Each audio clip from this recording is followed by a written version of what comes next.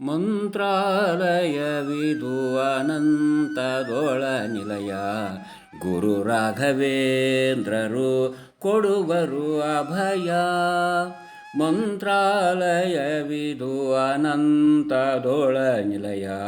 ಗುರು ರಾಘವೇಂದ್ರರು ಕೊಡುವರು ಅಭಯ. ವೃಂದಾವನದೊಳು ರಾಜಿಪರು ಗುರು ಭಕ್ತರನ್ನೆಲ್ಲ ಸಲಹುವರು. ವೃಂದಾವನದೊಳು ರಾಜಿಪರು ಗುರು ಭಕ್ತರನ್ನೆಲ್ಲ ಸಲಹುವರು.